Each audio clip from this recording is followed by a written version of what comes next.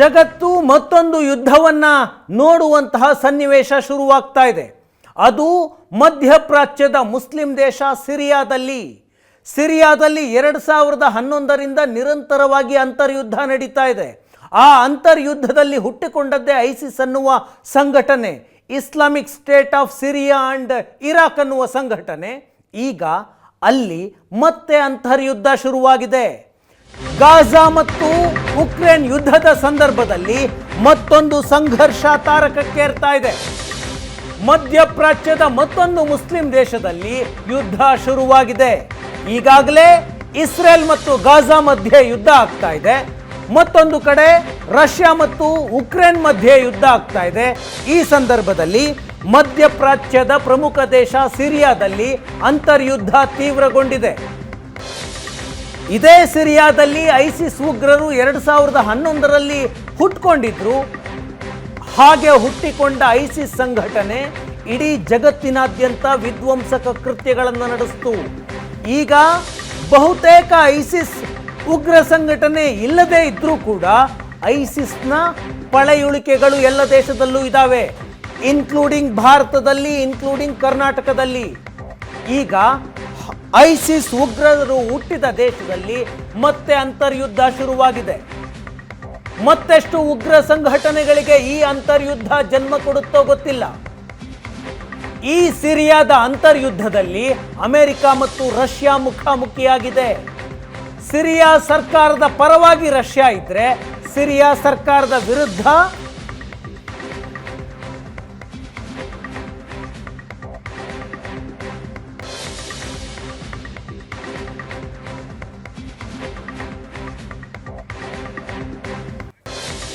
Syria ಸರ್ಕಾರದ ಪರವಾಗಿ Russia ಮತ್ತು ಇರಾನ್ ಇದ್ರೆ, ಸಿರಿಯಾ ಸರ್ಕಾರದ ವಿರುದ್ಧವಾಗಿ ಅಮೆರಿಕ ಮತ್ತು ಅಮೆರಿಕದ ಮಿತ್ರ ಪಕ್ಷಗಳಿದ್ದಾವೆ, ಜೊತೆಗೆ ಇಸ್ರೇಲ್ ಇದೆ. ಸಿರಿಯಾದಲ್ಲಿರುವಂತಹ ಸರ್ಕಾರವನ್ನು ಕಿತ್ತೊಗೆಯಬೇಕು ಅನ್ನೋದು ಅಮೆರಿಕ ಮತ್ತು ಅಮೆರಿಕದ ಮಿತ್ರ ಪಕ್ಷಗಳ ನಿಲುವಾದರೆ, ಸಿರಿಯಾದಲ್ಲಿರುವ ಸರ್ಕಾರವನ್ನು ಕಾಪಾಡಬೇಕು, ಅವರ ಅಧಿಕಾರವನ್ನು ಉಳಿಸಬೇಕು ಅಂತ ರಷ್ಯಾ ಮತ್ತು ಇರಾನ್ ಕೆಲಸ ಮಾಡ್ತಾ ಇದ್ದಾವೆ. ಈ ಹಿಂದೆ 2011ರಲ್ಲಿ ಶುರುವಾದಂತಹ ಅಂತರ್ಯುದ್ಧ ಸಿರಿಯಾದಲ್ಲಿ ಆಗ ತೀವ್ರಗೊಂಡಾಗ ರಷ್ಯಾ ಮತ್ತು ಇರಾನ್ ಸಿರಿಯಾದ ಅಧ್ಯಕ್ಷ ಬಶರ್ ಅಲ್ ಅಸಾದ್ನ ಆಡಳಿತವನ್ನು ಉಳಿಸಿದ್ರು, ಆತನ ಅಧಿಕಾರವನ್ನು ಉಳಿಸಿದ್ರು. ಈತನೇ ಸಿರಿಯಾವನ್ನು 24 ವರ್ಷಗಳಿಂದ ಆಳ್ವಿಕೆ ಮಾಡ್ತಾ ಇರುವಂತಹ ವ್ಯಕ್ತಿ, ಜಗತ್ತಿನ ಅತಿ ದೀರ್ಘಾವಧಿಗೆ ಅಧ್ಯಕ್ಷನಾಗಿರುವಂತಹ ಪ್ರಮುಖವಾದಂತಹ ವ್ಯಕ್ತಿ ಬಶರ್ ಅಲ್ ಅಸಾದ್. ಈತನನ್ನು ಅಧಿಕಾರದಿಂದ ಕಿತ್ತೊಗೆಯಬೇಕು ಅಂತ ಈಗ ಸಿರಿಯಾದ ಬಂಡುಕೋರರು ಸಿರಿಯಾದ ಸರ್ಕಾರದ ವಿರುದ್ಧ ಬಂಡೆದ್ದಿದ್ದಾವೆ. ಪ್ರಮುಖ ನಗರಗಳನ್ನು ವಶಪಡಿಸ್ಕೊಳ್ತಾ ಇದ್ದಾರೆ. ಸಿರಿಯಾದ ಪ್ರಮುಖ ನಗರಗಳನ್ನು ಒಂದೊಂದಾಗಿ ವಶಕ್ಕೆ ಪಡಿತಾ ಇದ್ದಾರೆ. ನೀವು ಸಿರಿಯಾದ ಸ್ಥಿತಿ ಹೇಗಿದೆ ಏನು ಅಂತ ತಿಳಿದುಕೊಳ್ಳುವ ಮೊದಲು ಮಧ್ಯಪ್ರಾಚ್ಯ ಹೇಗಿದೆ ಅಂತ ನೋಡಬೇಕು. ಮಧ್ಯಪ್ರಾಚ್ಯದ ಮ್ಯಾಪನ್ನು ನೋಡಿದ್ರೆ ಗೊತ್ತಾಗುತ್ತೆ. 16-17 ಮುಸ್ಲಿಂ ದೇಶಗಳಿದ್ದಾವೆ. ಈ ಮುಸ್ಲಿಂ ದೇಶಗಳು 16-17 ಮುಸ್ಲಿಂ ದೇಶಗಳಲ್ಲಿ 3-4 ದೇಶಗಳಲ್ಲಿ ಮಾತ್ರ ಆಡಳಿತ ಸ್ಥಿರತೆ ಇದೆ, ಜೊತೆಗೆ ಅಭಿವೃದ್ಧಿಯತ್ತ ಹೋಗ್ತಾ ಇದ್ದಾರೆ. ಉದಾಹರಣೆಗೆ ಸೌದಿ ಅರೇಬಿಯಾ, ಕತಾರ್, ಬಹರೇನ್ ಈ ರೀತಿಯ ದೇಶಗಳನ್ನು ಬಿಟ್ಟರೆ ಇನ್ನೆಲ್ಲ ದೇಶಗಳಲ್ಲೂ ಅಂತರ್ಯುದ್ಧಗಳೇ. ಅದು ಇರಾಕ್ ಇರಬಹುದು, ಇರಾನ್ ಇರಬಹುದು, ಸಿರಿಯಾ ಇರಬಹುದು, ಲೆಬನಾನ್ ಇರಬಹುದು, ಎಲ್ಲ ದೇಶಗಳಲ್ಲೂ ಇದೇ ರೀತಿಯಂತಹದಂತಹ ಪರಿಸ್ಥಿತಿ ಇದೆ. ಈ ಎಲ್ಲ ದೇಶಗಳಿಗೂ ಮೂಲ ಹಣ ಎಲ್ಲಿಂದ ಬರುತ್ತೆ? ತೈಲ ಇರೋದಕ್ಕೆ ಈ ದೇಶಗಳು ಬದುಕ್ತಾ ಇದ್ದಾವೆ. ಅವನ್ನು ಮಾರ್ಕೊಂಡು ಒಳಗಡೆ ಬಡಿದಾಡ್ಕೊಳ್ತಾ ಇದ್ದಾರೆ. ಅದು ಇಲ್ಲದೆ ಇದ್ದರೆ ಪಾಕಿಸ್ತಾನದ ರೀತಿ ಭಿಕ್ಷೆ ಬೇಡುವಂತಹ ಪರಿಸ್ಥಿತಿ ಈ ದೇಶಗಳಿಗೂ ಆಗ್ತಾ ಇತ್ತು. ಈಗ ಸಿರಿಯಾ ಅನ್ನುವ ದೇಶದಲ್ಲಿ ಅಂತರ್ಯುದ್ಧ ಶುರುವಾಗಿದೆ. ಯಾಕೆ ಸಿರಿಯಾದ ಸುದ್ದಿ ಭಾರತದಲ್ಲಿ ಪ್ರಮುಖ ಆಗುತ್ತೆ ಅಂತಂದರೆ, 2011ರಲ್ಲಿ ಇದೇ ಸಿರಿಯಾದಲ್ಲಿ ಶುರುವಾದ ಅಂತರ್ಯುದ್ಧ ಐಸಿಸ್ಗೆ ಕಾರಣವಾಗಿತ್ತು. ಅಲ್ಲಿ ನಾವು ಐಸಿಸ್ ಪರ ಬಡಿದಾಡ್ತೀವಿ ಅಂತ ಭಾರತದಿಂದ 100ಕ್ಕೂ ಹೆಚ್ಚು ಜನ ಹೋದರು, ನಾವು ಐಸಿಸ್ ಸೇರ್ತೀವಿ ಅಂತ. ಕೇರಳದಿಂದ 50ಕ್ಕೂ ಹೆಚ್ಚು ಜನ ಸಿರಿಯಾಗೆ ಹೋಗಿ ಐಸಿಸ್ ಸೇರ್ತೀವಿ ಅಂತ ಹೋದವರಿದ್ದಾರೆ. ಇಂಥ ಸಿರಿಯಾದಲ್ಲಿ ಈಗ ಅಂತರ್ಯುದ್ಧ ಇದೆ. ಸಿರಿಯಾ ಒಂದು ದೇಶ ಆದರೂ ಸಿರಿಯಾವನ್ನು ಒಂದು ಸರ್ಕಾರ ಇಡಿಯಾಗಿ ಆಳ್ವಿಕೆ ಮಾಡ್ತಾ ಇಲ್ಲ. ನೀವು ಕೆಂಪಗಿರುವಂತಹ ಭಾಗ ಏನಿದೆ ಸಿರಿಯಾದ ಮ್ಯಾಪ್ನಲ್ಲಿ, ಅದನ್ನು ಸಿರಿಯಾದ ಸರ್ಕಾರ ಆಳ್ತಾ ಇದೆ. ಅಂದರೆ ಸಿರಿಯಾದ ವಶದಲ್ಲಿದೆ, ಸಿರಿಯಾ ಸರ್ಕಾರದ ವಶದಲ್ಲಿ. ಬಶರ್ ಅಲ್ ಅಸಾದ್ ಸಿರಿಯಾದ ಅಧ್ಯಕ್ಷ ಆತನ ವಶದಲ್ಲಿರುವಂತಹ ಭಾಗ. ಸಿರಿಯಾದ 30% ಜಾಗವನ್ನು ಕುರ್ದಿಶ್ ಪಡೆ ನಿಯಂತ್ರಣ ಮಾಡ್ತಾ ಇದೆ. ಕುರ್ದಿಶ್ ಅಂತ ಅವರು ಸಿರಿಯಾದ ಬುಡಕಟ್ಟು ಜನ, ಅವರು ಸಿರಿಯಾದ 30% ಆಳ್ತಾ ಇದ್ದಾರೆ. ಬ್ಲೂ ಕಲರ್ ಕಾಳ್ತಾ ಇದೆ ಮೇಲ್ಗಡೆ. ಟರ್ಕಿಯ ಬಾರ್ಡರ್ನಲ್ಲಿರುವಂತಹ ಸಿರಿಯಾದ ಉತ್ತರ ಪ್ರದೇಶ, ಅಲ್ಲಿ ಟರ್ಕಿ ಬೆಂಬಲಿತ ಉಗ್ರ ಸಂಘಟನೆಗಳು ನಿಯಂತ್ರಣವನ್ನು ಹೊಂದಿದ್ದಾವೆ. ಈಗ ಬ್ಲೂ ಇನ್ನೊಂದು TAS ಅನ್ನುವಂತಹ ಉಗ್ರ ಸಂಘಟನೆ, ಆ ಬೂದು ಬಣ್ಣದ ಏನು ಬಣ್ಣ ಇದೆಯಲ್ಲ ಆ ಭಾಗವನ್ನು TAS ಅನ್ನುವ ಉಗ್ರ ಸಂಘಟನೆ ನಿಯಂತ್ರಿಸ್ತಾ ಇದೆ. ಮೊದಲು ಬಶರ್ ಅಲ್ ಅಸಾದ್ ಸರ್ಕಾರದ ವಿರುದ್ಧ ಬಂಡೆದ್ದಂತಹ ಸಂಘಟನೆ. ಇದಾದ ನಂತರ ಐಸಿಸ್ನ ಪಳೆಯುಳಿಕೆಗಳಿದ್ದಾವೆ, ಅವು ಕೂಡ ಈಗಲೂ ಸಿರಿಯಾದಲ್ಲಿ ಅಲ್ಪ ಸ್ವಲ್ಪ ಭೂಪ್ರದೇಶವನ್ನು ತಮ್ಮ ನಿಯಂತ್ರಣದಲ್ಲಿಟ್ಕೊಂಡಿದ್ದಾವೆ. ಸಿರಿಯಾದ ರಾಜಧಾನಿ ಡೆಮಾಸ್ಕಸ್ ಜಗತ್ತಿನ ಅತ್ಯಂತ ಪುರಾತನ ನಗರಿ. ನಾವು ಭಾರತದಲ್ಲಿ ಹೇಗೆ ಕಾಶಿಯನ್ನು ಪುರಾತನ ನಗರಿ ಅಂತ ಕರಿತೀವಿ, ಡೆಮಾಸ್ಕಸ್ ಜಗತ್ತಿನ ಅತ್ಯಂತ ಪುರಾತನ ನಗರಿ.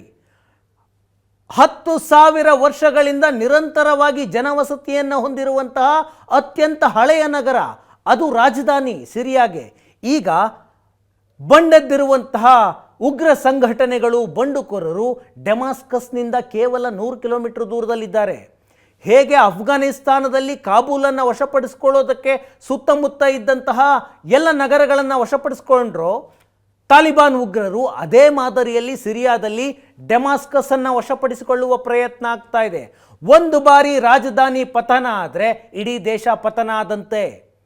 ಸಿರಿಯಾದಲ್ಲಿರುವಂಥ ಬಶರ್ ಅಲ್ ಅಸಾದ್ 24 ವರ್ಷಗಳಿಂದ ಅಧ್ಯಕ್ಷನಾಗಿದ್ದಾನೆ. ಅವರಪ್ಪ 30 ವರ್ಷ ಅಧ್ಯಕ್ಷನಾಗಿದ್ದ, ಈತ 24 ವರ್ಷದಿಂದ ಸರ್ವಾಧಿಕಾರ. ಈಗ ಇಂತಹ ಸಿರಿಯಾದಲ್ಲಿ ಈಗ ಅಮೆರಿಕ ವರ್ಸಸ್ ರಷ್ಯಾ ಅನ್ನುವಂತಹ ಪರಿಸ್ಥಿತಿ ಇದೆ. ಅಮೆರಿಕ ಮತ್ತು ರಷ್ಯಾ ಜಗತ್ತಿನ ಹಲವು ದೇಶಗಳಲ್ಲಿ ಎದುರಾಳಿಯಾಗಿ ಹೋರಾಟ ಮಾಡಿದ್ದಾವೆ, ನೇರ ಫೈಟ್ ಮಾಡಿಲ್ಲ. ಉದಾಹರಣೆಗೆ ದಕ್ಷಿಣ ಕೊರಿಯಾ ಮತ್ತು ಉತ್ತರ ಕೊರಿಯಾ, ಅಮೆರಿಕ ವರ್ಸಸ್ ರಷ್ಯಾ ಯುದ್ಧ ಆಗಿದ್ದು. ವಿಯೆಟ್ನಾಂನಲ್ಲಿ South Vietnam, North Vietnam, America ಮತ್ತು ರಷ್ಯಾದ ವಿರುದ್ಧ ಯುದ್ಧ ನಡೆದದ್ದು. ಅಫ್ಘಾನಿಸ್ತಾನ, ಅಮೆರಿಕ ಮತ್ತು ರಷ್ಯಾ ವಿರುದ್ಧ ಯುದ್ಧಗಳಾಗಿದ್ದು. ಈಗ ಸಿರಿಯಾದಲ್ಲಿ ಸಿರಿಯಾ ಸರ್ಕಾರದ ಪರವಾಗಿ ರಷ್ಯಾ ಇದೆ, ಬಂಡುಕೋರರ ಪರವಾಗಿ ಅಮೆರಿಕ ಇದೆ. ಯಾರ್ಯಾರಿದ್ದಾರೆ ಸಿರಿಯಾದ ಸರ್ಕಾರದ ಪರವಾಗಿ? ಒಂದು ರಷ್ಯಾ, ಮತ್ತೊಂದು ಇರಾನ್, ಮತ್ತೊಂದು ಇರಾಕ್, ಮತ್ತೊಂದು ಲೆಬನಾನ್ ಈ ಬಾರಿ ನಾನು ಸಿರಿಯಾಗೆ ಬೆಂಬಲವಾಗಿ ನಿಲ್ತೀನಿ ಅನ್ನುವಂತಹ ಸ್ಥಿತಿಯಲ್ಲಿಲ್ಲ. ಯಾಕಂದರೆ ಇತ್ತೀಚೆಗೆ ಗಾಜಾ ಯುದ್ಧದ ಸಂದರ್ಭದಲ್ಲಿ ಇಸ್ರೇಲನ್ನು ಎದುರಾಕೊಳ್ಳೋಕೆ ಹೋಗಿ ಒದೆ ತಿಂದಿದೆ. ಅವರು ಈ ಬಾರಿ ಇನ್ವಾಲ್ವ್ ಆಗಿಲ್ಲದೆ ಇದ್ದರೂ ಒಂದು ಸ್ವಲ್ಪ ಸಪೋರ್ಟ್ ಇದ್ದೇ ಇರುತ್ತೆ. ಇನ್ನು ಬಂಡುಕೋರರ ಪರವಾಗಿ ಅಮೆರಿಕ ನಿಂತಿದೆ, ಅಮೆರಿಕದ ಮಿತ್ರ ಪಕ್ಷಗಳು ನಿಂತಿದ್ದಾವೆ, ಜೊತೆಗೆ ಟರ್ಕಿ ಮತ್ತು ಇಸ್ರೇಲ್ ಇದ್ದಾವೆ. ಈ ಸಂದರ್ಭದಲ್ಲಿ ಸಿರಿಯಾದಲ್ಲಿ ಏನಾಗ್ತಾ ಇದೆ? ಸಿರಿಯಾ ಸರ್ಕಾರವನ್ನು ಕಿತ್ತೊಗೆಯಬೇಕು ಅಂತ ಬಂಡುಕೋರರು ನಿರಂತರವಾಗಿ ಹೋರಾಟ ಶುರು ಮಾಡಿದ್ದಾಳೆ ಕಳೆದ 2 ವಾರದಿಂದ. ಅವರ ಉದ್ದೇಶ ಏನು? ಬಶರ್ ಅಲ್ ಅಸಾದ್ನ ಸರ್ಕಾರವನ್ನು ಉರುಳಿಸಬೇಕು. HTA ಅನ್ನುವಂತಹ ಉಗ್ರ ಸಂಘಟನೆ, ಹಯಾತ್ ತಾರೀಮ್ ಅಲ್ ಶಾಮ್ ಅನ್ನುವಂತಹ ಉಗ್ರ ಸಂಘಟನೆ, ಇವರು ಬಶರ್ ಅಲ್ ಅಸಾದ್ ಸರ್ಕಾರದ ವಿರುದ್ಧ ಯುದ್ಧ ಶುರು ಮಾಡಿದ್ದಾರೆ. ಅಂತರ್ಯುದ್ಧ. ಸಿರಿಯಾದ ಸೇನೆಯ ವಿರುದ್ಧ ಕಾದಾಡ್ತಾ ಇದ್ದಾರೆ. ಈ ಸಂಘಟನೆ ಆಲ್ ಕಾಯ್ದಾ ಉಗ್ರ ಸಂಘಟನೆಯ ಜೊತೆಗೆ ನಂಟಿದೆ. ಹಯಾತ್ ತಾರೀಮ್ ಅಲ್ ಶಾಮ್ ಅನ್ನುವಂತಹ ಬಂಡುಕೋರರ ಬಣ, ಉಗ್ರರ ಬಣ, ಇವರಿಗೆ ವೆಪನ್ಸನ್ನು ಯಾರು ಪೂರೈಕೆ ಮಾಡ್ತಿದ್ದಾರೆ? ಸಹಜವಾಗಿ ಪಾಶ್ಚಿಮಾತ್ಯ ದೇಶಗಳು ಪೂರೈಕೆ ಮಾಡ್ತಾ ಇದ್ದಾವೆ. ಬಿಕಾಸ್ ಆಫ್ ಅಲ್ ಅಸಾದನ್ನು ಇಳಿಸಬೇಕು, ಬಶರ್ ಅಲ್ ಅಸಾದನ್ನು ಇಳಿಸಬೇಕು ಅನ್ನುವಂತಹ ಕಾರಣಕ್ಕಾಗಿ ಬಂಡುಕೋರರು ಈಗ ಸಿರಿಯಾದಲ್ಲಿ ಪ್ರಮುಖ ನಗರಗಳನ್ನು ವಶಪಡಿಸ್ಕೊಳ್ತಾ ಇದ್ದಾರೆ. ಅಲೆಪ್ಪೋ ಸಿರಿಯಾದ 2ನೇ ಅತಿ ದೊಡ್ಡ ನಗರ, ಡೆಮಾಸ್ಕಸ್ ರಾಜಧಾನಿ ಅತಿ ದೊಡ್ಡ ನಗರ, ಅಲೆಪ್ಪೋ 2ನೇ ದೊಡ್ಡ ನಗರ, ಹಮಾ 3ನೇ ದೊಡ್ಡ ನಗರ, ಧಾರಾ 4ನೇ ದೊಡ್ಡ ನಗರ. ಧಾರಾ ಅನ್ನುವ ನಗರ ಏನಿದೆ, ಐಸಿಸ್ ಅನ್ನುವ ಉಗ್ರ ಸಂಘಟನೆ ಹುಟ್ಟಿದಂತಹ ಊರು. ಈಗ ಆ ಊರನ್ನು ಕೂಡ ಉಗ್ರರು ವಶಕ್ಕೆ ಪಡೆದುಕೊಂಡಿದ್ದಾರೆ. ರಾಜಧಾನಿ ಡೆಮಾಸ್ಕಸ್ ಅನ್ನು ವಶಕ್ಕೆ ಪಡೆಯೋದಕ್ಕೆ ಬಂಡುಕೋರರು ಬರ್ತಾ ಇದ್ದಾರೆ.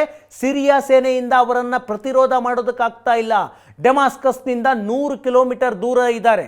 ಯಾವುದೇ ಸಂದರ್ಭದಲ್ಲಿ ಕೆಲವೇ ದಿನಗಳಲ್ಲಿ ಡೆಮಾಸ್ಕಸ್ ಅನ್ನು ವಶಪಡಿಸಿಕೊಳ್ಳುವಂತಹ ಸಾಧ್ಯತೆ ಇದೆ. ಈಗ ಸಿರಿಯಾದ ಸಪೋರ್ಟ್ಗೆ ಯಾರು ಬರ್ತಾ ಇದ್ದಾರೆ? ಸಿರಿಯಾದ ಬಂಡುಕೋರರ ವಿರುದ್ಧ ಸಿರಿಯಾದಲ್ಲಿ ರಷ್ಯಾ ವಾಯುದಾಳಿ ಮಾಡ್ತಾ ಇದೆ. ರಷ್ಯಾಗೇನು ಬೇಕು? ಬಶರ್ ಅಲ್ ಅಸಾದ್ ಸರ್ಕಾರವನ್ನು ಉಳಿಸಬೇಕು. ಯಾಕಂದರೆ ಆತ ರಷ್ಯಾದ ಪರವಾಗಿದ್ದಾನೆ.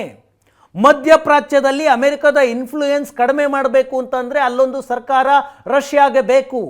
ಈಗ ಒಂದು ಇರಾನ್ ಇದೆ, ಇರಾನ್ನ ಜೊತೆಗೆ ಸಿರಿಯಾನೂ ಬೇಕು ಅನ್ನುವ ಕಾರಣಕ್ಕಾಗಿ ಬಂಡುಕೋರರ ವಿರುದ್ಧ ರಷ್ಯಾ ವಾಯುದಾಳಿ ಮಾಡ್ತಾ ಇದೆ. ಜೊತೆಗೆ ಬಾಡಿಗೆ ಸೈನಿಕರ ತಂಡವನ್ನು ಸಿರಿಯಾಗೆ ಕಳಿಸಿಕೊಡುವಂತಹ ಪ್ರಯತ್ನವನ್ನು ಮಾಡ್ತಾ ಇದೆ. ಬಂಡುಕೋರರ ಹಿಡಿತದಲ್ಲಿರುವಂತಹ ಉತ್ತರ ಸಿರಿಯಾದ ಮೇಲೆ ರಷ್ಯಾ ನಿರಂತರವಾಗಿ ವಾಯುದಾಳಿ ಮಾಡ್ತಾ ಇದೆ. ಆ ಮೂಲಕ ಡೆಮಾಸ್ಕಸ್ಗೆ ಬಂಡುಕೋರರ ಬಣ ಬರಬಾರ್ದು ಅಂತ ಪ್ರಯತ್ನ ಮಾಡ್ತಾ ಇದೆ. ಮತ್ತೊಂದು ಕಡೆ ಅಮೆರಿಕ ಬೆಂಬಲವನ್ನು ಹೊಂದಿರುವಂತಹ ಕುರ್ದಿಶ್ ಪಡೆಗಳು ಈ ಸಂದರ್ಭದಲ್ಲಿ ಅವರು ಕೂಡ ಬಶರ್ ಅಲ್ ಅಸಾದ್ ಸೈನ್ಯದ ವಿರುದ್ಧ ದಾಳಿಯನ್ನು ಮಾಡ್ತಾ ಇದ್ದಾರೆ. ಅವರ ಉದ್ದೇಶ ಎಲ್ಲೋ ಭಾಗ ಏನಿದೆಯಲ್ಲ ಅದು ಕುರ್ದಿಶ್ ಪಡೆಗಳು, ಕುರ್ದಿಶ್ ಬುಡಕಟ್ಟು ಸಮುದಾಯದ ನಿಯಂತ್ರಣದಲ್ಲಿರುವಂತಹ ಸಿರಿಯಾದ ಭಾಗ. ಅವರಿಗೂ ಬಶರ್ ಅಲ್ ಅಸಾದ್ ಬೇಕಾಗಿಲ್ಲ. 24 ವರ್ಷಗಳಿಂದ ಸಿರಿಯಾದಲ್ಲಿ ಎಲೆಕ್ಷನ್ ಆಗಿಲ್ಲ. ಅವರಪ್ಪ 30 ವರ್ಷ ಇದ್ದ, ಆಗಲೂ ಎಲೆಕ್ಷನ್ ಆಗಿರಲಿಲ್ಲ. ಸಿರಿಯಾದ 30% ಭೂಭಾಗವನ್ನು ಹಿಡಿತದಲ್ಲಿಟ್ಕೊಂಡಿದ್ದಾರೆ ಕುರ್ದಿಶ್ ಪಡೆಗಳು. ಅಮೆರಿಕದ 900 ಸೈನಿಕರು ಕುರ್ದಿಶ್ ಪ್ರಾಂತ್ಯದಲ್ಲಿದ್ದಾರೆ. ಸಿರಿಯಾದ ಕುರ್ದಿಶ್ ಪ್ರಾಂತ್ಯದಲ್ಲಿ ಅಮೆರಿಕದ ಸೈನ್ಯ ಇದೆ. ಅವರು ಕುರ್ದಿಶ್ ಫೋರ್ಸ್ಗಳಿಗೆ ಶಸ್ತ್ರಾಸ್ತ್ರವನ್ನು ಕೊಟ್ಟು ಬಶರ್ ಅಲ್ ಅಸಾದ್ ಸರ್ಕಾರವನ್ನು ಉರುಳಿಸುವ ಪ್ರಯತ್ನವನ್ನು ಮಾಡ್ತಾ ಇದ್ದಾರೆ. ಆ ಮೂಲಕ ಮಧ್ಯಪ್ರಾಚ್ಯದಲ್ಲಿ ಅಮೆರಿಕ ಹೇಳಿದಂತಹ ಸರ್ಕಾರ ಅಸ್ತಿತ್ವಕ್ಕೆ ಬರಬೇಕು ಅಂತ ಅಮೆರಿಕ ಕೂಡ ಕೆಲಸ ಮಾಡ್ತಾ ಇದೆ. ತನ್ನ ಮಾತು ಕೇಳುವಂತಹ ಸರ್ಕಾರ ಸಿರಿಯಾದಲ್ಲಿ ಇರಬೇಕು, ಬಶರ್ ಅಲ್ ಅಸಾದ್ ಇರಬೇಕು ಅಂತ ರಷ್ಯಾ ಕೂಡ ಪ್ರಯತ್ನವನ್ನು ಮಾಡ್ತಾ ಇದೆ. ಇದರ ಜೊತೆಗೆ ಟರ್ಕಿ ಉತ್ತರ ಭಾಗದಲ್ಲಿ ತನ್ನ ನಿಯಂತ್ರಣ ಇರಬೇಕು ಈ ದೇಶದ ಮೇಲೆ ಅಂತ ಅವರು ಕೂಡ ಬಂಡುಕೋರರಿಗೆ ಶಸ್ತ್ರಾಸ್ತ್ರವನ್ನು ಕೊಡ್ತಾ ಇದ್ದಾರೆ. ಒಂದು ದೇಶದಲ್ಲಿ 4-5 ವಿದೇಶಿ ಸೇನೆಗಳು ಬಂದು ವಿದೇಶಿ ಹಸ್ತಕ್ಷೇಪ ಆಗ್ತಾ ಇದೆ. ಯಾವುದೇ ಸಂದರ್ಭದಲ್ಲಿ ಮಧ್ಯಪ್ರಾಚ್ಯದ ಪ್ರಮುಖ ದೇಶ ಸಿರಿಯಾದ ಅಧ್ಯಕ್ಷ ಪದಚ್ಯುತವಾಗುವಂತಹ ಸಾಧ್ಯತೆ ಇದೆ. ಯಾಕೆ ಮಧ್ಯಪ್ರಾಚ್ಯದಲ್ಲಿ ಪದೇ ಪದೇ ಅಂತರ್ಯುದ್ಧಗಳಾಗುತ್ತೆ? ಅದಕ್ಕೆ ಕಾರಣ ಒಂದೇ, ಇಸ್ಲಾಂನಲ್ಲಿ 2 ಪಂಗಡಗಳಿದ್ದಾವೆ, ಶಿಯಾ ಮತ್ತು ಸುನ್ನಿ. ಶಿಯಾ ನಾವು ಸರ್ವಶ್ರೇಷ್ಠ ಮುಸ್ಲಿಮರು ಅಂತ ಭಾವಿಸ್ತಾರೆ, ಸುನ್ನಿಗಳು ನಾವು ಸರ್ವಶ್ರೇಷ್ಠ ಅಂತ ಭಾವಿಸ್ತಾರೆ. ಹಾಗಾಗಿ ಮಧ್ಯಪ್ರಾಚ್ಯದಲ್ಲಿ 2 ಬುಡಕಟ್ಟುಗಳ ಮಧ್ಯೆ, ಇಸ್ಲಾಂನ 2 ಪಂಗಡಗಳ ಮಧ್ಯೆ ದೇಶಗಳು ಕೂಡ ಹಿಡಿತದಲ್ಲಿದ್ದಾವೆ. ಶಿಯಾ ಹಿಡಿತದಲ್ಲಿ ಯಾವ್ಯಾವ ದೇಶ ಇದ್ದಾವೆ? ಶಿಯಾ ಬಾಹುಳ್ಯದ ದೇಶಗಳು. ಅಲ್ಲೂ ಸುನ್ನೀಸ್ ಇದ್ರೂ ಕೂಡ ಬಾಹುಳ್ಯ, ಅಧಿಕಾರ, ಪ್ರಭಾವ ಅವರದ್ದಾಗಿರುತ್ತೆ. ಶಿಯಾದ ಹಿಡಿತದಲ್ಲಿ ಶಿಯಾ ಬಾಹುಳ್ಯದ ದೇಶಗಳು ಇರಾನ್, ಇರಾಕ್, ಲೆಬನಾನ್, ಸಿರಿಯಾ ಮತ್ತು ಬಹರೇನ್. ಸುನ್ನಿ ದೇಶಗಳು ಯಾವ್ಯಾವು? ಪ್ಯಾಲಿಸ್ತೇನ್, ಈಜಿಪ್ಟ್, ಜೋರ್ಡಾನ್, ಸೌದಿ ಅರೇಬಿಯಾ ಮತ್ತು ಟರ್ಕಿ. ಪರಸ್ಪರ ಆಗದೇ ಇರುವಂತಹ 2 ಪಂಗಡಗಳು. ತಾವು ಇಡೀ ಮಧ್ಯಪ್ರಾಚ್ಯವನ್ನು ಆಳಬೇಕು ಅಂತ ಇರಾನ್ ಬಯಸುತ್ತೆ, ಅಂದರೆ ಶಿಯಾ ಆಡಳಿತ ಇಡೀ ಮಧ್ಯಪ್ರಾಚ್ಯದಲ್ಲಿ ಇರಬೇಕು ಅಂತ. ಸೌದಿ ಅರೇಬಿಯಾ ಏನು ಬಯಸುತ್ತೆ? ಸುನ್ನಿ ಆಡಳಿತ ಇಡೀ ಮಧ್ಯಪ್ರಾಚ್ಯದಲ್ಲಿ ಇರಬೇಕು ಅಂತ ಬಯಸುತ್ತೆ. ಈ ಕಾರಣಕ್ಕೋಸ್ಕರ ಮಧ್ಯಪ್ರಾಚ್ಯದಲ್ಲಿ ನಿರಂತರವಾಗಿ ಸಂಘರ್ಷಗಳು ಆಗ್ತಾನೆ ಇರುತ್ತೆ. ಈಗ ಅಲ್ಲಿ ಅಮೆರಿಕ ವರ್ಸಸ್ ರಷ್ಯಾ ಅನ್ನುವ ಸ್ಥಿತಿ ನಿರ್ಮಾಣ ಆಗಿದೆ. ಅಂತರ್ಯುದ್ಧದಲ್ಲಿ ಅಮೆರಿಕ ಮತ್ತು ರಷ್ಯಾ ನೇರವಾಗಿ ಮುಖಾಮುಖಿಯಾಗಿದ್ದಾವೆ. ಸಿರಿಯಾ ಸರ್ವಾಧಿಕಾರಿಯ ಪರವಾಗಿ ರಷ್ಯಾ ಹೋರಾಟ ಮಾಡ್ತಾ ಇದೆ. ಆತನ ಅಧಿಕಾರವನ್ನು ಉಳಿಸಬೇಕು ಅಂತ ವಾಯುದಾಳಿ ಮಾಡ್ತಾ ಇದೆ. ರಷ್ಯಾದ ಜೊತೆಗೆ ಇರಾನ್ ಕೂಡ ಸೇರಿಕೊಂಡಿದೆ. ಸಿರಿಯಾದ ಬಂಡುಕೋರರು ಮತ್ತು ಉಗ್ರ ಸಂಘಟನೆಗಳು ಇರುವಂತಹ ಜಾಗಗಳ ಮೇಲೆ ವಾಯುದಾಳಿ ಮಾಡ್ತಾ ಇದೆ. ಇದೇ ಸಂದರ್ಭದಲ್ಲಿ ಅಮೆರಿಕದ ಸೇನೆ, ಕುರ್ದಿಶ್ ಭಾಗದಲ್ಲಿರುವಂತಹ ಅಮೆರಿಕದ ಸೇನೆ ಕುರ್ದಿಶ್ ನ್ಯಾಷನಲ್ ಫೋರ್ಸ್ಗೆ ಶಸ್ತ್ರಾಸ್ತ್ರ ಕೊಟ್ಟು ಸಿರಿಯಾದ ಸರ್ಕಾರವನ್ನು ಉರುಳಿಸುವಂತಹ ಪ್ರಯತ್ನ ಮಾಡ್ತಾ ಇದೆ. ವಿಶ್ವಸಂಸ್ಥೆ ಏನು ಹೇಳಿದೆ?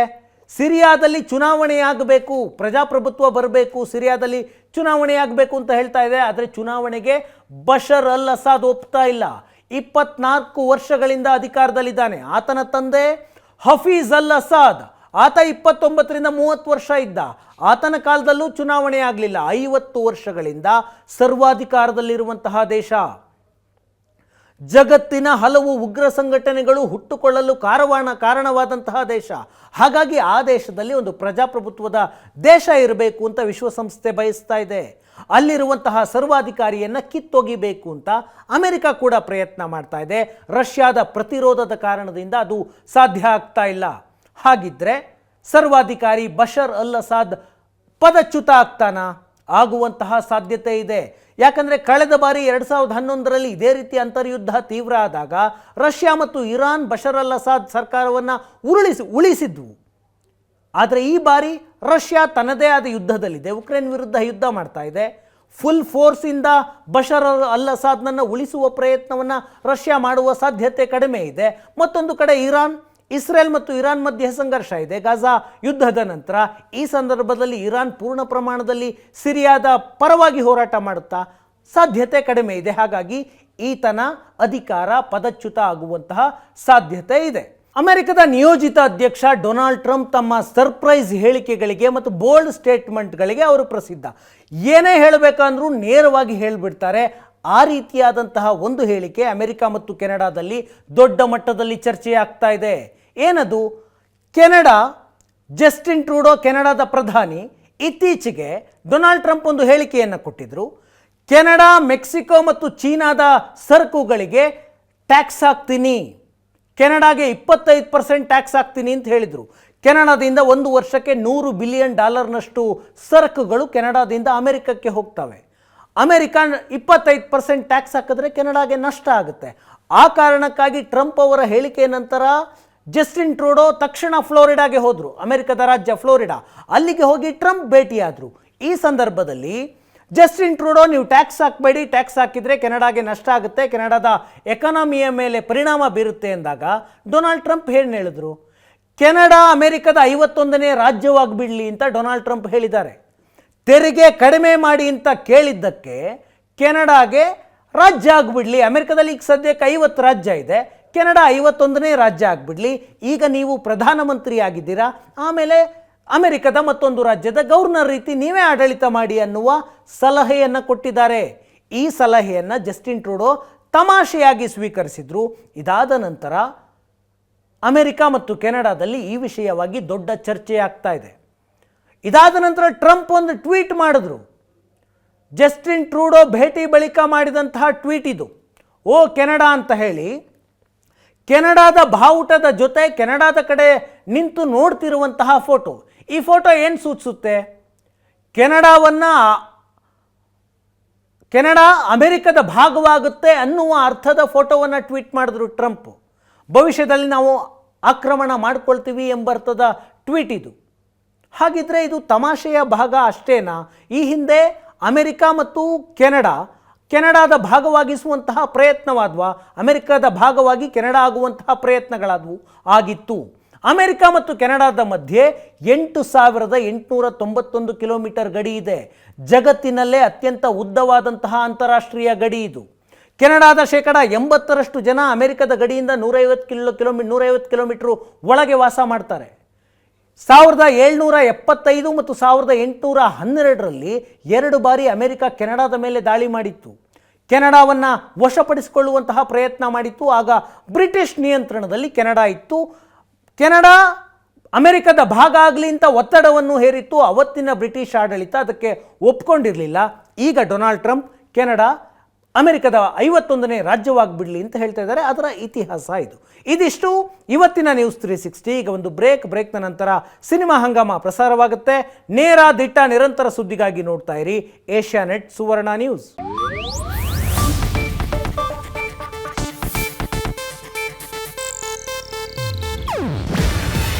ಇದು ಏಷ್ಯಾನೆಟ್ ನ್ಯೂಸ್ ನೆಟ್ವರ್ಕ್ ಪ್ರಸ್ತುತಿ.